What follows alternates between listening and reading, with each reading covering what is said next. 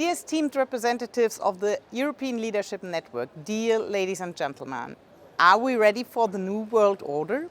This question looms over everything at the time when we are confronted with crises as multidimensional, interconnected and simultaneously occurring as rarely before.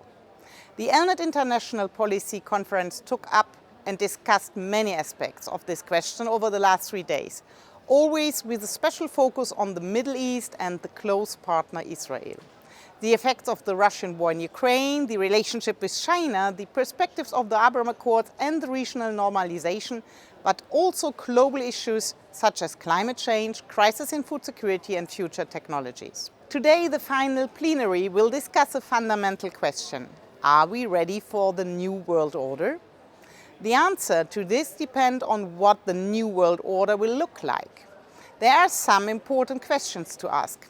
Are we already in the new world order, or is it still emerging? How could we shape a new world order? What do we expect? What do we hope for? What should be the European role? How we could defend and strengthen our values, such as democracy, international cooperation and human rights? Or are we doomed to repeat the patterns of the Cold War in a new round of great power confrontation? Will the world split into 2 or more camps, as for example autocracies versus democracies?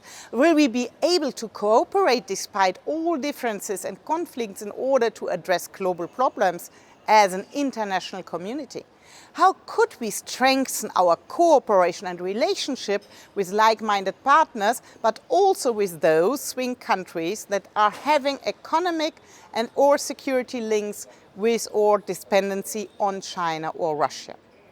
These are questions that also concern us as the European Parliament. At the moment, we are focused on supporting Ukraine financially, militarily, with humanitarian aid.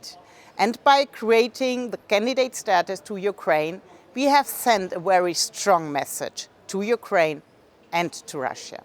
At the same time, we are discussing how to secure our economy, how to ramp up our production capabilities for armament and ammunition, how to secure our supply chains, how to secure our access to critical raw materials and semiconductors. In my capacity as a Vice President of the European Parliament and Chair of the Working Group Against Anti-Semitism, I put a special focus on Israel's role in these issues.